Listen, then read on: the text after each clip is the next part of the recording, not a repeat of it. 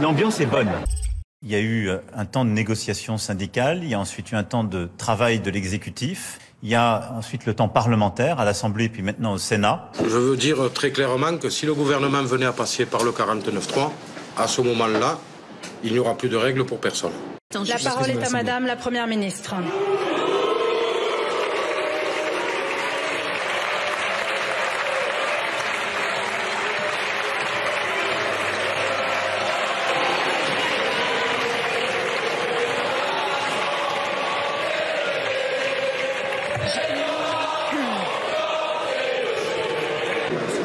Voilà. J'arrive. Merci, j'arrive. Oh, il a pas osé. Un peu plus tôt dans la journée, près de 300 militants syndicaux ont jeté des poubelles sur le siège du parti présidentiel Renaissance.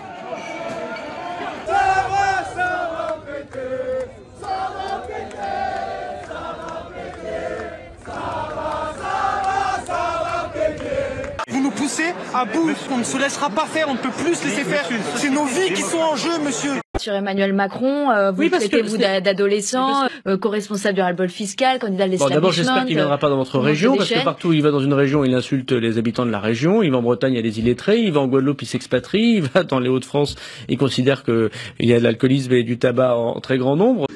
Je pense m'étouffer avec ça. Donc c'est quelqu'un qui ne connaît pas le pays. D'abord, on n'insulte pas les électeurs et on essaie de comprendre leurs difficultés. Bizarre. Il y a un sentiment de mépris et une colère, une exaspération devant cette indifférence et ce mépris, encore une fois, en direction du monde du travail. Mais il était où Emmanuel Macron pendant ce quinquennat? C'est l'homme sans projet, parce que c'est l'homme sans conviction. Nous avons dépensé l'argent public à bon escient pour vous protéger. C'est le confinement qui provoque la circulation du virus. C'est des malades! C'est des malades! Bizarre. Parce que c'est des personnes, à la base, elles étaient pas faites pour ça, c'est tout. Et ouais, mon pote.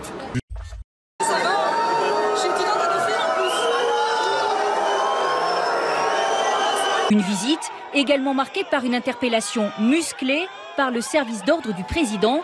Il a indiqué désapprouver toute forme de violence. Je dois dire que, modulo quelques petits événements qui sont normaux, sauf à aseptiser les foules, ce qui est pas ce que j'aime faire, l'ambiance est bonne. Oh, il a pas osé.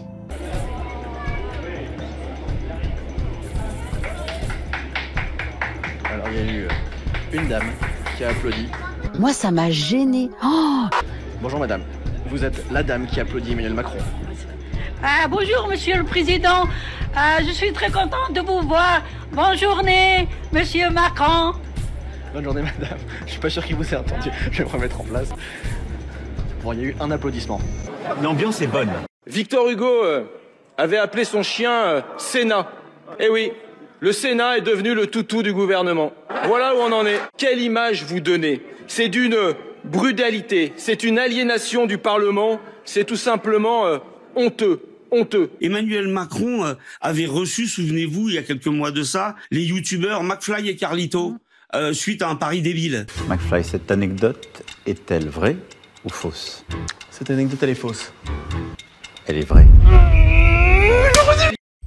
Le président de la République est rentré dimanche à Paris après une tournée de 4 jours en Afrique centrale et c'est maintenant l'heure du bilan. Le président Bamba vous recevra à 16h.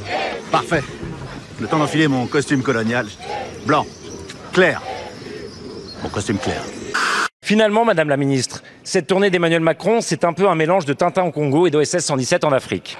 Les Africains sont joyeux, sympathiques, rigolards. Ils dansent bien. Il faut cependant nuancer ce constat. Ils ne sont pas très soigneux ni très responsables. Il faut toujours être derrière eux. Il y a pas mal de microbes.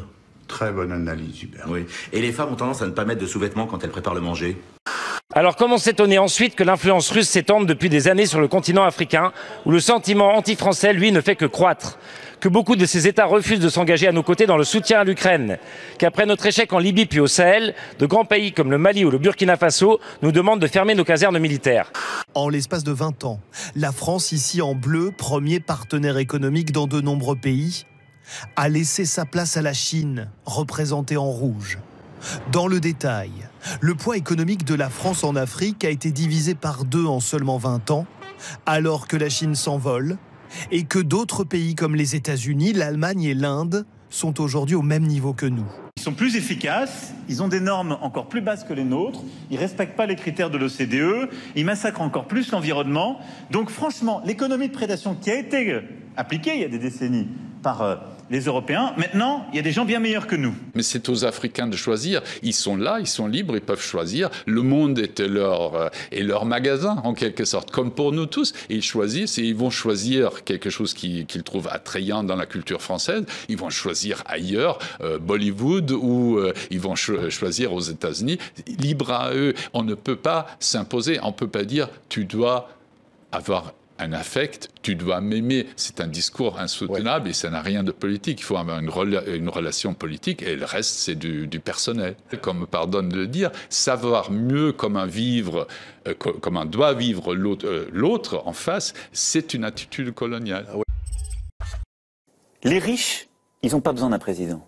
Ils se débrouillent très bien tout seuls. Jamais un bénéfice aussi élevé n'avait été réalisé par une entreprise française. 23 milliards 500 millions d'euros en 2022. Combien ? 23 milliards 500 millions d'euros en 2022. 44,3 milliards d'euros. C'est le montant des dividendes versés aux actionnaires par les grandes entreprises françaises au deuxième trimestre. Les derniers chiffres sont vertigineux. Au troisième trimestre, Total Energy a enregistré un bénéfice de plus de 6,5 milliards d'euros. Et plus de 17 milliards depuis le début de l'année. Est-ce qu'il y aura du pognon à la clé ? Ouais, il y en aura. 6 mois que vous tournez autour du pot et que découvre-t-on que Madame la ministre Firmin Lebaudot est actionnaire de Total Energy, ainsi que Monsieur le ministre Ndiaye, ainsi que les députés Pont, le député Fievé, la députée Melchior, la députée Christol.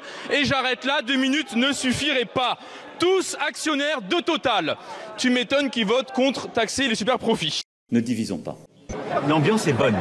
Plus de 1000 milliards d'euros, 1001 milliards précisément. Eh bien, ce chiffre colossal est le montant cumulé des patrimoines des 500 plus grandes fortunes françaises. La SNCF semble avoir tourné la page du Covid. Le groupe est de retour dans le vert avec un chiffre d'affaires en hausse de 19% à 41 milliards d'euros. Un résultat net largement positif à 2,4 milliards. Voyageurs, fret ou gestion de réseau, toutes les activités sont en progression, Jean-Baptiste Huet. Nouveau bénéfice net record pour le groupe automobile Stellantis, 16,8 milliards d'euros pour 2022. Carlos Tavares a supprimé dans le monde 130 000 emplois. 130 000 emplois. Et ça, c'est le résultat de la sueur, de la fatigue, du sous-effectif, des salaires qui sont bloqués. Il y a un régime qui est ultra excédentaire, alors qu'il était déficitaire depuis 2009. C'est l'assurance chômage qui va, sur les 3 prochains exercices, dégager un excédent cumulé de 17 milliards d'euros. Je sais qu'ici, par-delà les oppositions de fond, on débat. Je sais qu'ici, par-delà les parcours de chacun, on se respecte. Il n'y a pas un bras d'honneur, il y en a 2. De quoi vous parlez exactement ? Vous avez fait 2 bras d'honneur, c'est ce que vous êtes en train de dire à l'Assemblée ? On se respecte. Vous n'avez pas à faire des bras d'honneur dans l'enceinte de l'Assemblée nationale, monsieur le ministre. J'ai dit, madame. Monsieur le ministre, est-ce que vous allez démissionner ? Ça n'est pas à l'ordre du jour. Je suis un champion ! Merci. Le public de Liverpool n'a pas épargné le gouvernement français. Regardez cette banderole déployée en tribune avec Gérald Darmanin et Amélie Oudéa-Castéra représentés avec des nez allongés façon Pinocchio et un simple mot, menteur. Moi, ça m'a gêné. Oh, les supporters des Reds qui n'ont toujours pas digéré les incidents au Stade de France en mai dernier avant la finale de Ligue des Champions.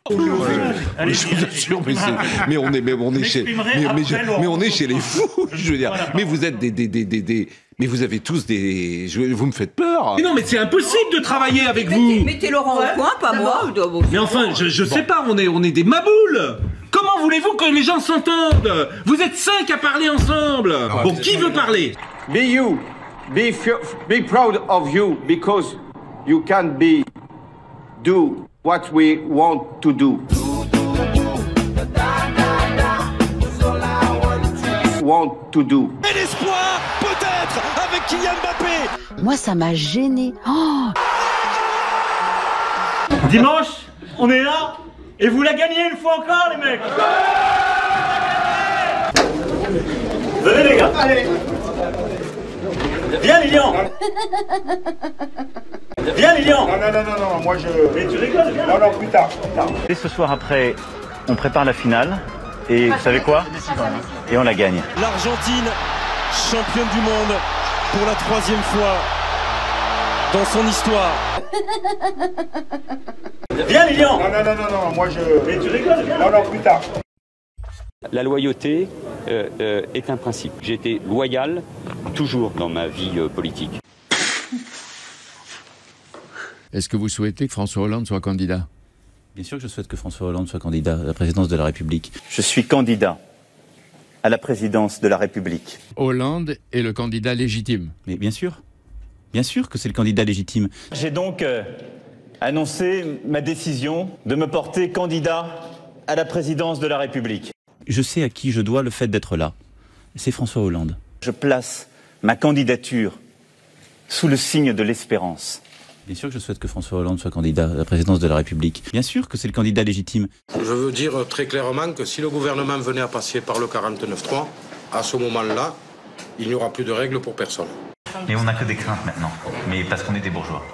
Vous n'avez pas compris, c'est fini. Je ne peux pas paraître planqué. Tu vois, je suis arrivé là ce matin, j'ai vu le truc en bagnole, j'ai dit tout de suite. C'est pas possible, il y a 100 mecs devant. Moi je passe les grilles, j'arrive dans la CCI. J'ai jamais fait ça comme nous. Mais après, on va regarder sous l'angle sécurité. Mais les mecs de la sécurité, c'est pas eux qu'il faut écouter. Je ne serai jamais en sécurité, parce que le pays est comme ça aujourd'hui. Et donc, voilà. Donc, il faut prendre le risque, il faut aller dans le cœur de la bête à chaque fois. Donc, le cœur de la bête, il est là, il faut y aller. Parce que si vous écoutez les mecs de la sécurité, vous finissez comme un Hollande. Peut-être que vous êtes en sécurité, mais vous êtes mort. And he's showing a lot of chest hair. Here it is, yeah. Oh. Yeah. I have good policies for the economy. I shall make my VP Emily in Paris.